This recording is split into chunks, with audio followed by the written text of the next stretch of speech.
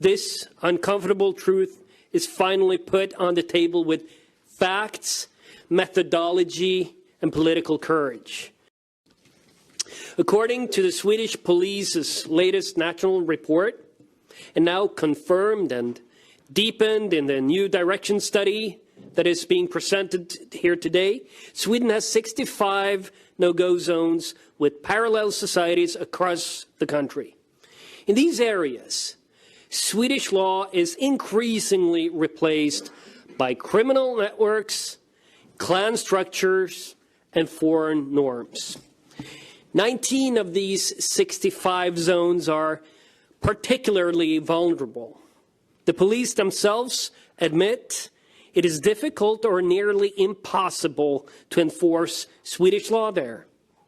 Criminal gangs recruit and arm children for assassinations with automatic weapons and explosives.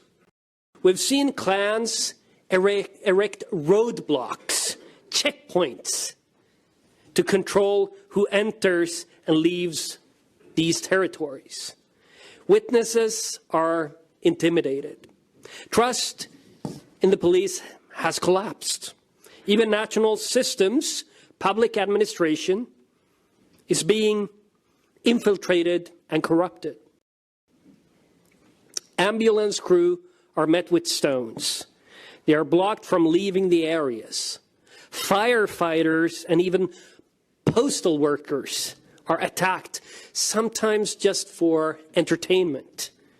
This is not a myth. This is the daily reality for first responders in these zones. The numbers are brutal. These lawless areas are home to 75% or more people with foreign backgrounds, compared to just 22% in normal Swedish neighborhood. Well, just 22, but it's a big difference.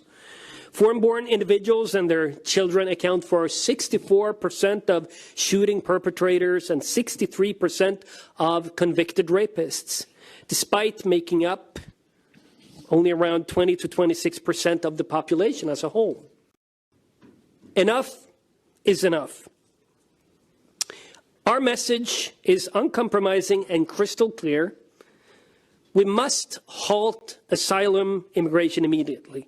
We must drastically reduce work-related, study-related, and family reunification migration.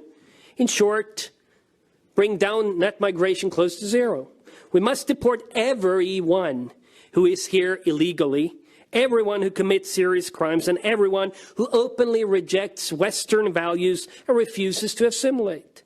We must reassert Swedish law with zero tolerance in every single neighborhood. No more parallel societies will be tolerated. It's time to put our nation first and reclaim Sweden. And the same fight is taking place across our continent. It is time for the people of every European nation to reclaim their countries as well. And I do believe that this will be a very helpful report in that endeavor. Thank you. Every third Dane believes that immigration from non-Western countries should be stopped, even if it harms the Danish economy. This is about there being a Danish Denmark also in the future. We here in Europe, we have really no time to lose. Like, we are, as you said, obviously the history of our continent is different. Our ethnic makeup is historically different. You know, this country was not a predominantly white continent. It was an essentially entirely white continent, and that has changed over the time span of, 2 generations. And now we're coming close to the point where we are becoming a minority in our own homelands. And that was not something that we could even discuss as much as 5 years ago, but we can now. And that is something that I do take, let's say, I gain some hope from that fact. Not because of the political action, because there is only political inaction and unwillingness to do anything about this in most Western European countries, but there is something, I think, tangible changing with the European population. And that brings me back to what you said earlier, Dave. You said you let them in. But we have to remember that the European people consistently say that they are against mass migration. Like the most recent numbers that came out were, if you see the different European countries, it's between 60 and 80% of almost every single Northwestern European country that says, I'm not in favor of mass migration. This is not a democratically made decision. We weren't asked. In 2015, when Merkel decided to open the borders to more than 2 million immigrants, we were not asked. There was emotional warfare being waged against the European population with sad imagery and, of course, calling us a racist, fascist, Nazi every single time that we said, maybe this is not a great idea. And, as much as, yes, it's gone downhill from there, it's also gone uphill in the sense that now at least there is a discussion possible about it. And I think that a lot of people have stopped caring about being called a racist for wanting their own homelands to remain their homelands. More ordinary working class people here in Ireland, native Irish people, are feeling more and more disenfranchised.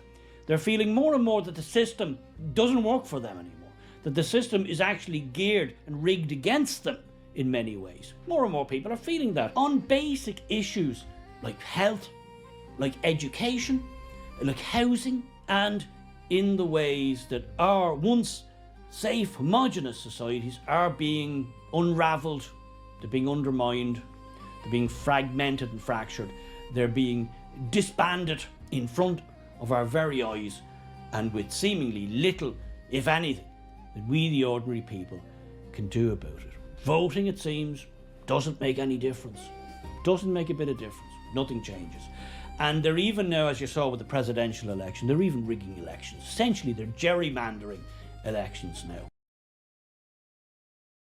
The French people looked at decades of open borders, no-go zones, skyrocketing crime, and politicians who cared more about virtue signalling than protecting their own citizens, and they said, enough, we want our country back.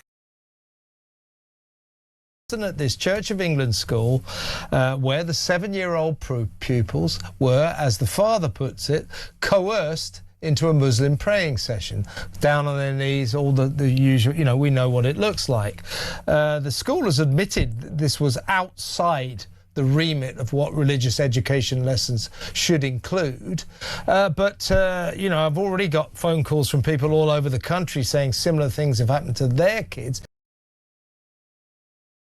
But can we be surprised? You might remember after Bondi, it took the Prime Minister about 21 days to even mutter the very words radical Islam. Why is it that the left don't want to touch it? Why is it so difficult for them to even talk about it? That's the question. There's a couple of possibilities. One, they're scared of a backlash. Yep. Charlie Hebdo. Good point. Classic example. Yes. Second possibility is they don't want to stigmatise all Muslims, so therefore we don't mention any Muslims. Of course, that concern about stigmatisation never applies to, say, Catholics. Mm-hmm. The third possibility is that SBS have a partnership with Al Jazeera. Well, you know what? That's a good point. But you know what? Unless we actually start having these conversations, nothing is ever going to change. And we need to have this conversation because the threat in this country is actually very real as well. This is not just an overseas threat. We've seen what happened a couple of months ago in Bondi. We need to start having these conversations about radical Islam because it's happening right now and the face of the West is changing pretty rapidly. So SBS, pull your head in. And that's one of the problems, right? They give the impression that bombs going off and people being killed and hundreds wounded is just one of those things that happens in the West from time to time. What can you do? And that's the problem, because we should take action because we're talking about people's safety. That the concept of human rights is one that only seems to apply to foreigners and not to the native population and not to the original culture or the original tradition that is the foundation of Europe, which is Christianity. So every single time, we all know this, right? Every single time we talk about human rights treaties, they are used against us. And it's never discussed, okay, but what are the rights of the native people? How should we protect those? In fact, these types of treaties and these laws are used against us to limit our freedom of speech, which happens all the time. So I wouldn't argue for stricter laws to restrain the freedom of speech of groups that might be against us, because those laws are just going to be used against, not against them, but against us, obviously. So I don't want to give our establishment any more tools in that sense. I think that the answer to the problems that we're facing now and to the abuse that we are seeing of these treaties is remigration. So we need to make sure that our culture becomes, that our nations become culturally homogenous again. Otherwise, you cannot have that type of social contract. It doesn't work. So, you know, for that, we will probably have to leave a lot of these human rights treaties as well. I really don't see how we can operate within a system that is so corrupted, that is being abused and used against us so deeply anymore. According to Nanos, 52% of Canadians say that we should accept fewer immigrants and temporary residents. Only 9% say to increase immigration. Nearly half of Canadians say immigration is changing the country in ways they don't like. About 2/3 say newcomers need to integrate into Canada more. Across the prairies, Ontario, and Quebec, majorities say the same thing: reduce the immigration numbers. And there's one more number. 28% of young Canadians say they're skipping meals because they can't afford food. So here it is all together. Those numbers I mentioned off the top. 18% student unemployment, 1 million foreign students. 81% of those foreign students are working. 765,000 new arrivals every single year. 52% of Canadians say this is too much. That's the situation. So why do people keep voting for the party that caused this mess? Look at Iran today. 90% of Iranians are peaceful, are against the regime. The radicals are only 10%, but the 10% radicals have ruled a country of 90% for 47 years. The peaceful majority are irrelevant. 90% are irrelevant, because even right now, without the intervention of the United States and Israel and the bombing that we're doing right now, no matter how much they took to the streets, they don't have any weapon, they don't have any power. They needed intervention from the outside in order to even have a chance to be able to rise. And that's all it took. And that's why we need to wake up and we need to start speaking up. And that's why we need to become mobilized. We need to become organized in every country around the world. In England, in Europe, in Australia, in Canada, in everywhere. So I went on the radio and I said, hey, we're starting chapters. If you want to get involved, start a chapter in your community, no matter where you are. We'll support you, we'll train you, we'll plug you in with other members in your community who care about this issue. And I thought, December, January, it's a dead month. It's a slow time. We'll get maybe 10 chapter leaders. It'll be just enough to kind of get the new person on the job, kind of like eased into the position. We were able, in the last 10 weeks, to start 250 chapters in 47 states. Okay. This is how much America is waking up. Yes. And you know what's waking them up? Watching what happened with the Christmas markets in Europe this year. Because of social media. Back 5-10 years ago, social media, Instagram, TikTok wasn't what it is today. And it didn't even exist. And it was majorly censored. Lots of them were. Yes. But now, people on Instagram are watching Christmas markets in Europe being canceled, barricaded like a military fort. New Year's Eve celebration canceled in Paris and in London. And that's when Americans started waking up and thinking, what's happening? And watching the combination of watching that on social media, as well as having President Trump in office, having Republicans with the backbone to stand up and say, we don't want this in our country. Look what's happening in Europe. That's what's driving the wake-up call. May 16th, 4 nations, 1 kingdom. The entire globe's media, the alternative media, the independent media, citizen journalists from every country in the world are descending on our capital city on May 16th. Your voice, your message is going worldwide. We've got the world's attention.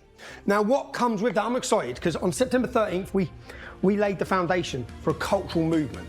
It's going to grow. It's going to be bigger. It's going to be in central London, and your country needs you.